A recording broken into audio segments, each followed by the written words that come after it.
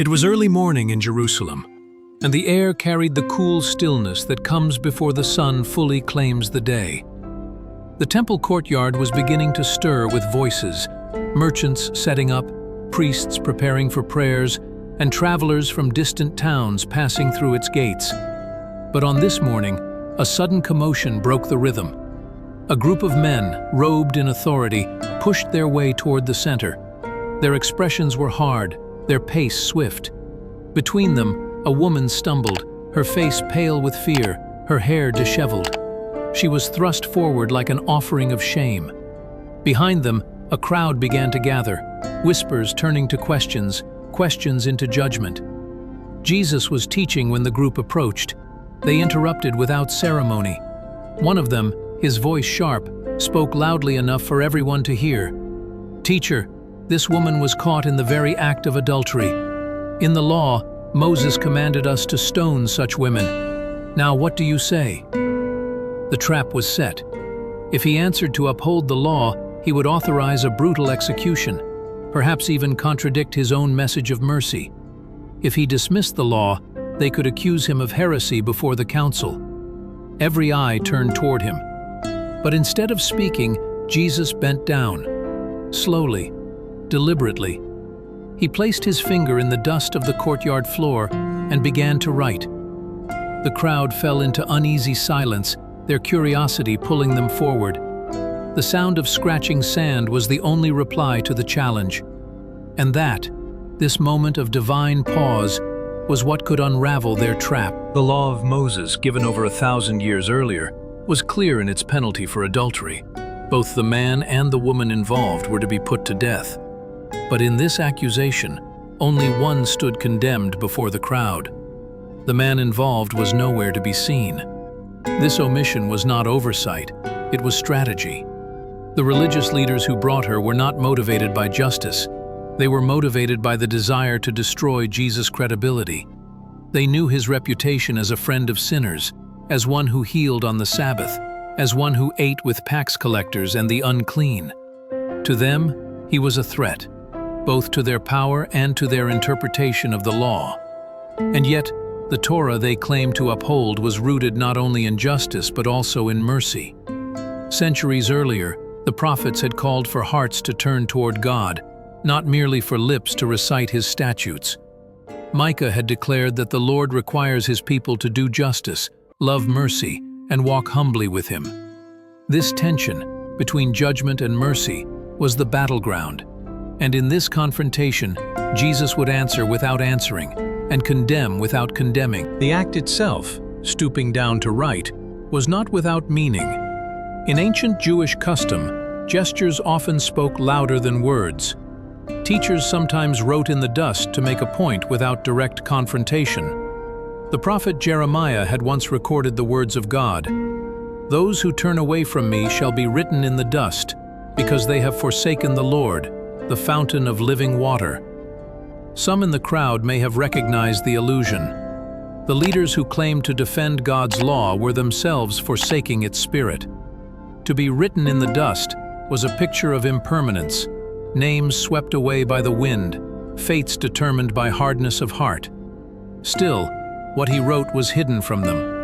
The dust held the message, but only those close enough to see, or spiritually awake enough to understand, could read it. They pressed him for an answer. Voices rose again. "What do you say?" They wanted him cornered. If he refused to speak, they would claim he had no authority.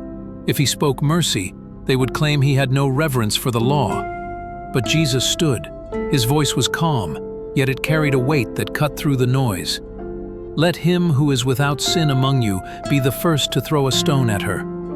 No one moved. His words did not deny the law, they fulfilled it. The law demanded the witnesses to an offense be the first to carry out the sentence. But in calling for witnesses without sin, he turned the command inward. Then he bent down again and wrote in the dust once more. No gospel records exactly what he wrote. This mystery has inspired centuries of speculation among scholars and theologians. Some believe he wrote the names of the accusers, perhaps alongside the hidden sins they thought no one knew. Others believe he wrote the specific commandments they themselves had broken. In the culture of that time, public shame was a powerful force. To have one's private sin exposed before peers could be devastating. If, as some propose, his writing revealed their secrets, then the silence that followed was not confusion, it was conviction. One by one, from the oldest to the youngest, the accusers began to leave. The elders, perhaps more aware of the weight of their own failings, were the first to drop their stones and turn away. The younger men followed.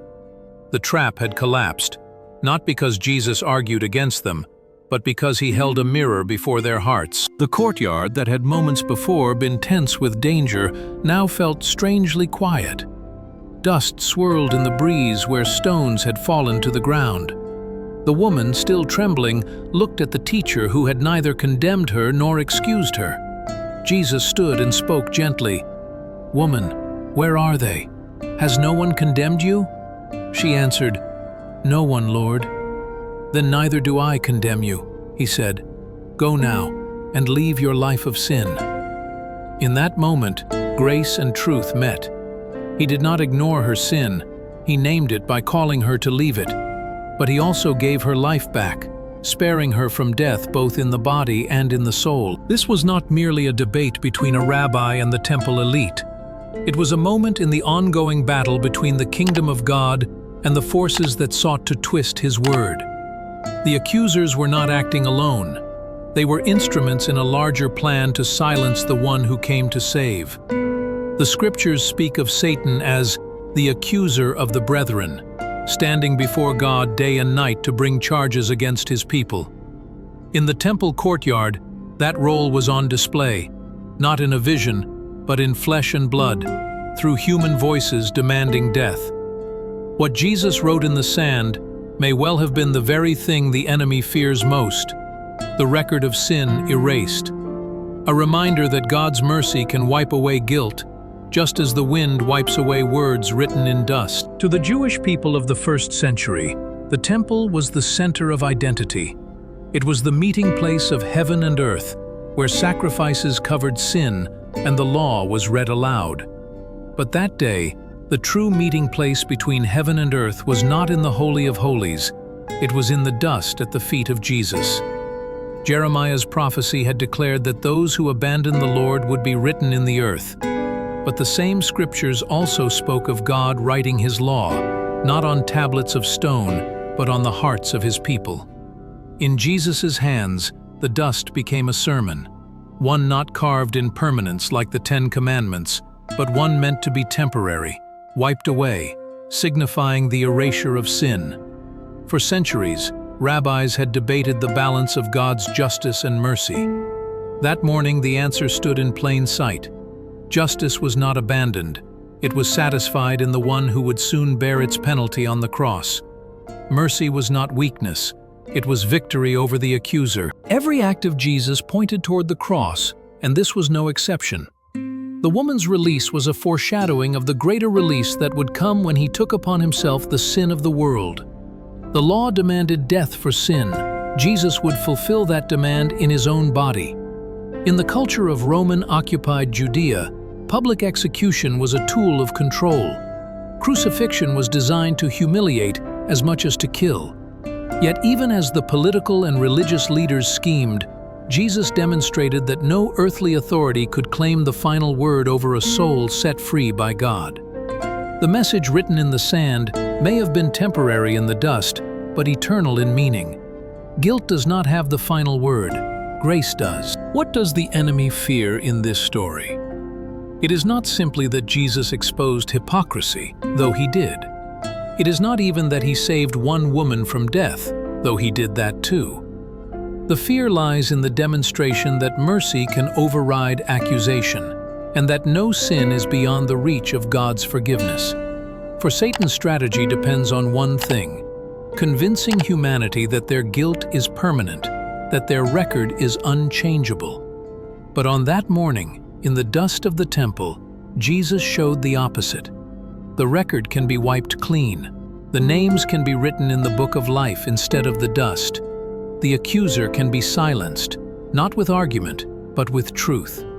And that is the message he fears most. This encounter has echoed through art, literature, and sermons for nearly 2,000 years.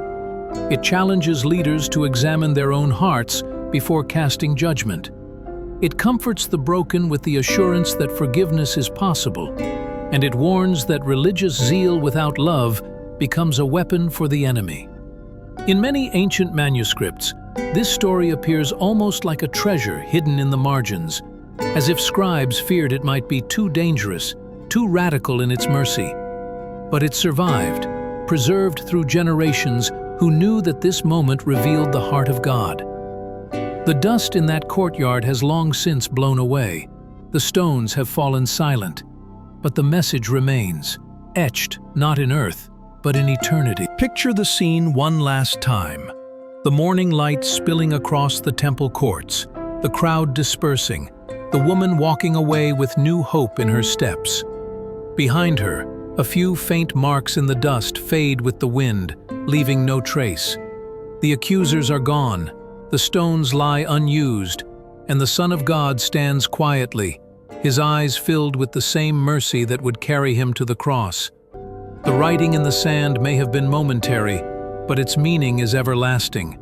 The accuser's case has been dismissed, the sentence has been lifted, and the dust, once a place of judgment, has become a testament to grace. You've just uncovered another hidden chapter of history with animated Bible mysteries.